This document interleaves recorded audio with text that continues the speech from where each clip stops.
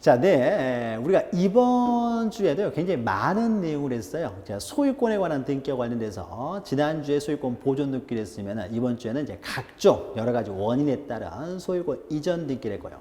그 이외에 소유권 이외의 권리로서 우리가 용익권이라고 할 수 있는 지상권, 지역권, 그다음에 전세권, 임차권, 담보권인 저당권. 자, 여기까지 소유권 이외의 권리에 관한 이제 등기 절차를 보았습니다. 자, 여기서 핵심적인 내용 몇 가지만 좀 우리가 한번 정리해 보도록 하죠.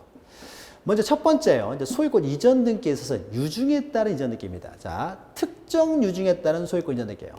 자, 유증에 따라서요. 이게 우리가 이전 등기를 묻고 있어요. 자, 미등기 부동산에 대해서 특정 유증이 있었다. 그러면은 보존 등기를 누구 이름으로 하느냐에 있어서 특정 유증이 됐을 때는요. 유증을 받은 사람이 바로 소유권을 취득하는 것이 아니라 상속인 명의로 상속인이 먼저 소유권을 취득한 다음에 수중자 명의로 이전 등기가 되어야 소유권을 취득하니까 지금 미등기 상태에서 특정 유증이 되면은 상속인이 소유자니까 상속인 명의로 보존 등기를 한다고 했어요. 근데 이거는 이미 등기된 상태에서 지금 특정 유증으로 이전 등기를 합니다.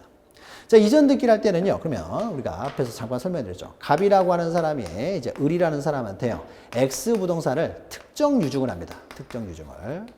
유증. 자, 상속인이 A가 있어요. 그럼 갑이 소유권 보존 등기가 되어 있는 상태에서요, 을 앞으로 유증을 하게 되면 이게 특정 유증이 되니까 이 사람은 등기를 해야 소유권을 취득한다는 거죠. 그럼 갑이 사망을 하게 되면은 이 부동산의 소유권은 누구에게 귀속돼요? A에게 먼저 귀속되는 거죠. 그래서 만약에 A 앞으로 먼저 소유권이 귀속되기 때문에 A 앞으로 이전 등기를 하고 상속 등기를 한 다음에 그 다음에 을 앞으로 유증을 원인으로 하는 이전 등기를 하게 되면요. 권리가 변동되는 과정을 그대로 공시해서 등기를 하게 되면요. 어떻게 됩니까? 상속인 A가 유증한 것처럼 보인다는 거죠. 자, 그래서요. 이렇게 등기 원인이 있고 사망했을 때는요. 유증은 갑이 했지 상속인이 한 게 아니기 때문에 상속 등기를 생략하고 어떻습니까? 이걸 생략하고 직접 갑에게서 수중자 명의로 유증을 원인으로 이전 등기를 한다는 거죠. 그렇죠? 다만 이때 등기는 그러면 갑에게서 을 앞으로 바로 이전 등기를 할 때는 갑은 사망했으니까 을이 단독 신청하는 것은 아니고요. 을 앞으로 등기를 함으로써 손해를 보는 상속인 또는 유언 집행자가 등기 의무자가 돼서 공동 신청한다고 했죠. 자, 그래서 먼저 상속인 명의로 상속 등기를 한 이후에 수중자 명의로 이전 등기를 하는 것이 아니고 상속 등기를 생략하고 직접 수중자 명의로 이전 등기를 해야 된다고 했죠. 그러니까 1번 틀렸네요. 즉 포괄 유증이든 특정 유증이든 간에 상속인 명의로 상속 등기를 하지 않고 유증자로부터 수중자 명의로 직접 이전 등기를 한다는 거죠. 자, 두 번째를 보죠. 자, 신탁 등기에 관한 내용인데요. 자, 신탁 등기를 하면서 수탁자가 2인 이상이에요. 수탁자가 2인 이상이면은 그러니까 공동으로 운영하는 사람이 두 사람 이상이라는 거죠. 그럼 이 사람들은 공동으로 지금 운영하는 사업을 하는 거죠. 공동 사업을 하는 사람들이 공동으로 소유하는 형태는 공유입니까? 합의입니까? 합의라고 했죠. 공유 관계가 아니에요. 그러니까 합유 관계의 등기를 합니다. 그래서 이것도 틀렸죠.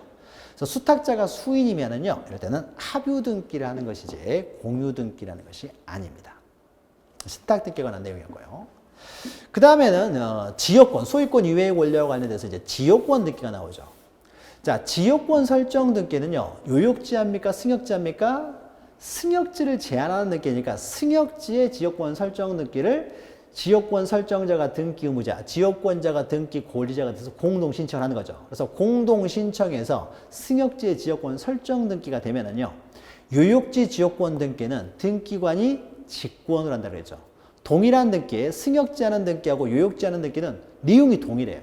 동일한 등기를 두 번 신청할 필요는 없고 승역지 지역권 설정 등기가 공동 신청에서 이루어지면은 요역지 지역권 등기는 등기관이 직권으로 한다. 맞죠? 요역지 지역권 등기는 직권에 의해서 이루어집니다. 자, 그 다음에 이제 전세권 등기죠. 전세권.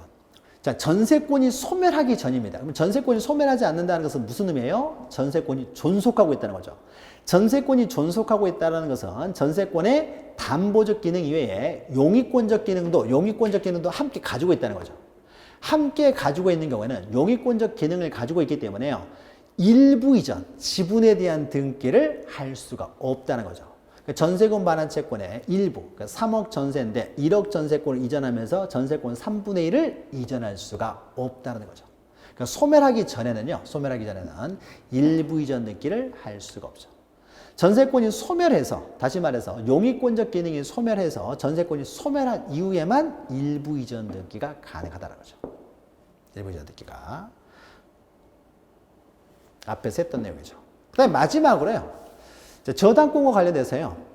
피담보 채권은요. 일정한 금액을 목적으로 하지 않는 채권, 즉 금전 채권이 아니라고 하더라도 저당권 설정 등기는 가능하다고 했죠. 그러니까 저당권 설정 등기에 있어서 피담보 채권은 반드시 금전 채권일 필요는 없다. 다만 금전 채권이 아닌 채권일 경우에는 그 평가액을 기록한다고 했죠. 그래서 불가능한 것이 아니라 이것도 가능하죠.